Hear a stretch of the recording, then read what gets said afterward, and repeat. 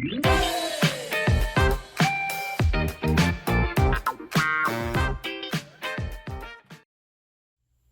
bonjour tout le monde, bienvenue au Roi de Trèfle. Aujourd'hui, on va se faire un unboxing de Kitchen Rush, la version française. Avant de commencer, un gros merci à Sébastien Gagnon qui vient tout juste d'ouvrir son site pour acheter des jeux, donc un magasin en ligne. Vous allez le trouver sur la soirée de geek.ca. Je vais mettre le lien dans les commentaires si vous voulez aller jeter un petit coup d'œil. Il y a une bonne collection de jeux francophones. Donc, plus le temps avance, plus il va avoir là, du choix sur son site. Donc, merci beaucoup Sébastien pour la copie, pour le faire l'unboxing. Puis, bon succès à toi. Donc, sans plus tarder, on va ouvrir ça. Juste avant, on voit que ça ici, ça a eu un saut d'excellence du Dice Tower. Donc, quel genre de jeu que c'est? Moi, je le connaissais pas, ce jeu-là, avant qu'on m'en parle. On mentionne que c'est un genre de simulation de restaurant. C'est en real time. C'est 4 rounds de 4 minutes pour aller faire les commissions pour chercher la nourriture, préparer la nourriture, puis passer les commandes. Donc, c'est 4 rounds de 4 minutes. Ce qui est intéressant là-dedans, c'est que c'est un worker placement, puis les workers, en fait, c'est des petits sabliers qui vont représenter, j'imagine, les clients qui veulent se faire servir dans un temps X, j'imagine. C'est pour 1 à 4 joueurs, donc je serais bien curieux de voir comment un jeu comme ça pourrait jouer à 1 joueur. Donc, sans plus tarder, on va ouvrir ça tout de suite. On va voir les composantes. Ça a été kickstarté, ça, je pense, en 2017 ou en 2016. En tout cas, il y a l'expansion qui a été kickstartée aussi un peu plus tard. Mais la version française, ce que j'ai compris, c'est qu'elle vient de sortir, ça fait vraiment pas longtemps. Donc, on va ouvrir ça tout de suite. Kitchen Rush. OK. On commence avec un petit sac, j'imagine, pour aller chercher des cubes ou des tokens, des jetons. Petit sac blanc, ça fait très cuisine, je trouve. Tout ce qui manquait, c'était le chapeau du cuisinier.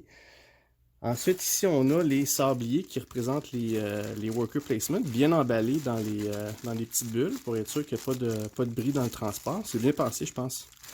On a ici 1, 2, 3, 4, 5 couleurs. Parfait.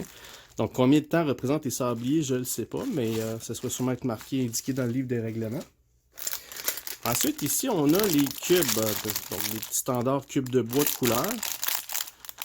Qu'est-ce que ça représente exactement, je ne pourrais pas vous dire. Encore une fois, ça va être marqué dans le livre d'instruction. Seulement, je le sors en premier, mais je pense qu'il est loin un peu. Ok, bon, le voici. Livre d'instruction.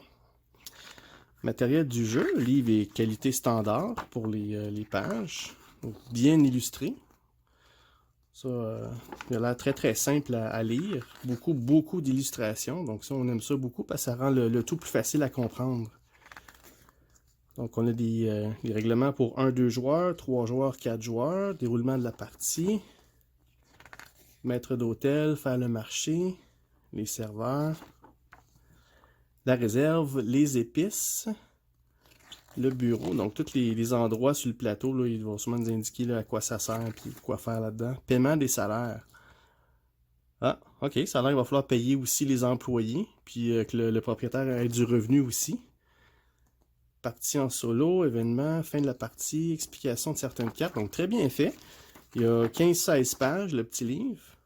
Puis, non, il est super là. Qualité standard pour les livres de règlement. Ici, on a des jetons qui représentent la nourriture. J'imagine qu'il y a de la viande, des carottes, du pain. Qu'est-ce qu'on a? Des petits triangles orange. Peut-être de la pizza.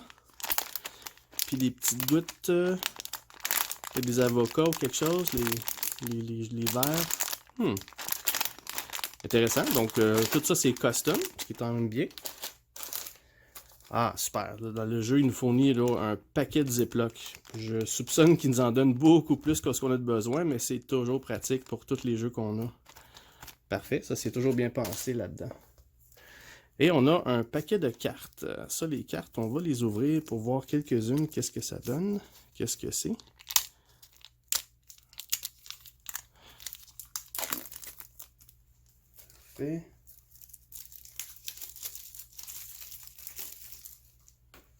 Ok, donc on voit l'endos des cartes, ça semble être les serveurs probablement. Ok, qu'est-ce qu'on a ici? Acheter une assiette et une assiette de chaque taille, placez-les dans l'évier. Le coût, ok, ça donne des coûts. Objectif de base. File d'attente. La première carte de la pioche commande est toujours face visible. Quand vous prenez une commande, vous pouvez choisir cette carte. OK, pour prendre des commandes. Des pennes aux 4 fromages. Ah, OK, ça représente le fromage. OK. Donc ça ressemble à être les plats qu'il faut servir. Le rognon de veau aux crêpes, un trio de pâtes, pommes de terre au four. Ah, super. Salade de pâtes. Peut-être ça représente les niveaux. Niveau de difficulté, peut-être. Intéressant.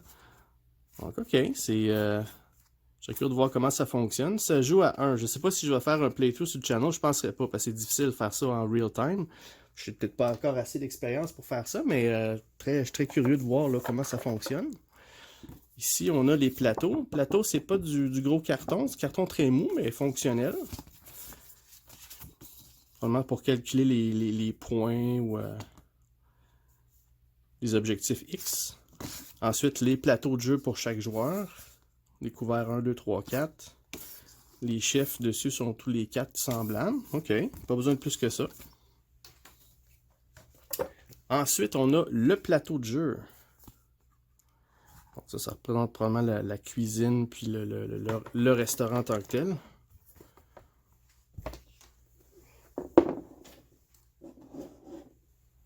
Bon, ça ressemble à ça. Probablement les endroits où mettre les sabliers pour ça. La cuisine, les épices, le bureau, le marché, tout est là. OK, super fonctionnel, très clair. Ça représente bien une belle cuisine. Les salles à manger sont ce côté ici. OK, excellent. Bien fait. La qualité du board est standard. Je dirais pas que c'est la... Ben, quoi que... Il a l'air quand même solide, le plateau. Mais pas mal générique, pas mal standard. Et ensuite, on a les jetons. Probablement, ça, c'est des points. On a des assiettes. Sont recto verso. Pas plus compliqué que ça. Donc, si on regarde, les composantes sur le carton sont assez... sont correctes. Une bonne épaisseur. C'est pas les plus gros que j'ai vus, mais c'est très très fonctionnel. Je pense pas qu'il y ait besoin de plus que ça, là. Donc, très bon. Puis, à l'intérieur, on a un rappel de la boîte là, sur le dessus, là. Fait que parfait. Donc, voilà. Ça, c'était Kitchen Rush. Un petit jeu en real time, un worker placement coopératif, devrais-je dire aussi.